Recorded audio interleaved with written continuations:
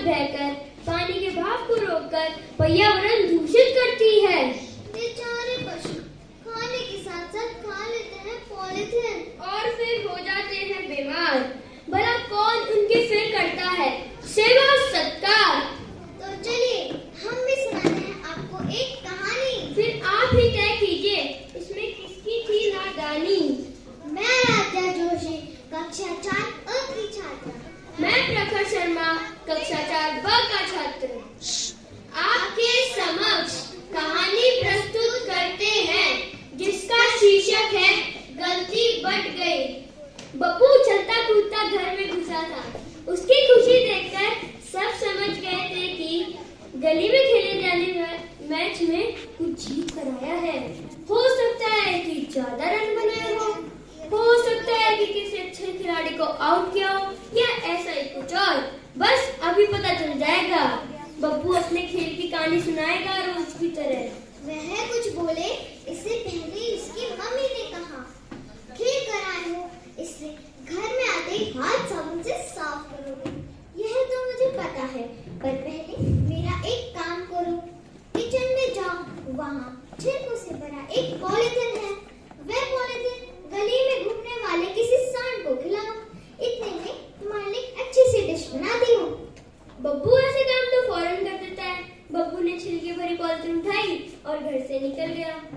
रोज तो बब्बू जल्दी आ जाता है, पर आज देर से आया, उदास, गुमसुम और थोड़ा डरा हुआ भी। उसकी यह हालत देखकर मम्मी घबरा गई। मम्मी ने कई बार पूछा, पर बब्बू ने कुछ नहीं बोला। बब्बू की मनपसंद मिठाई भी खिलाई, पर तब भी बब्बू खुश नहीं हुआ। शाम के 5 बज गए थे। बब्बू के पापा भी घर आ गए थे।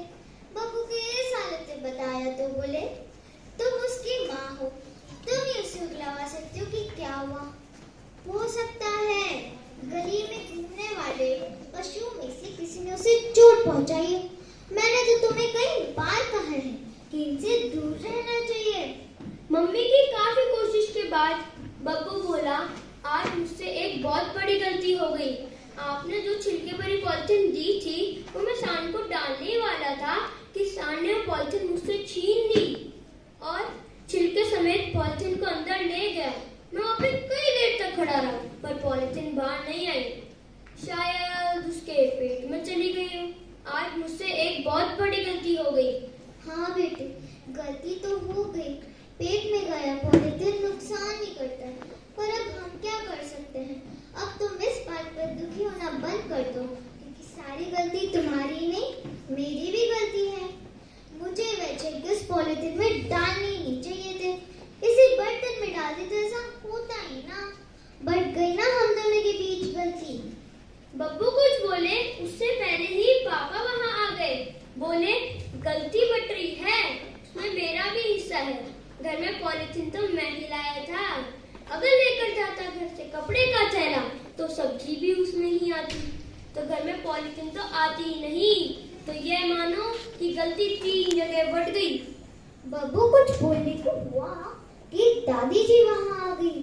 बोली, गलती 3 जगह नहीं 4 जगह बटेगी। चौथे हिस्सेदार मैं हूँ। पहले मैं कपड़े के थैले बनाकर घर में कई जगह रखती थी, पर जब से ये पॉलीथिन चला है मैंने कपड़े के थैले बनाना बंद कर दिया। पर अब मैं फिर से शुरू करूंगी ताकि पॉलीथिन घर में ना आए। लो बब्बू, तुम्हारे हिस्से में तो थोड़ी सी गलती बची है। खुश हो जाओ, जो पसंद हो वह खाओ और स्टडी टेबल की तरफ बढ़ जाओ। अब इस गलती का अफसोस मत करना। कहाँ बच गई गलती? गलती तो खत्म हो गई। यदि हमसे अनजाने में कोई गलती हो जाए और हम मान ले कि हमसे गलती हो गई है और सोच ले कि आगे से ऐसी गलती नहीं करेंगे, तो गलती रहती ही नहीं। यह कहा दादाजी ने तो बब्बू मुस्कुरा दिया। मुस्कुराते बब्बू को देख सबने संतोष की सांस ली। अब बब्बू खुश था। उसने गली में हुए खेले जाने क्रिकेट मैच की कहानी सुनाना शुरू कर दी। तो देखा आपने पॉलीथिन का इस्तेमाल कितना घातक होता है। तो आइए हम भी प्रण ले। पॉलीथिन को त्याग कर कागज और कपड़े के बस्ते का इस्तेमाल करेंगे। धन्यवाद।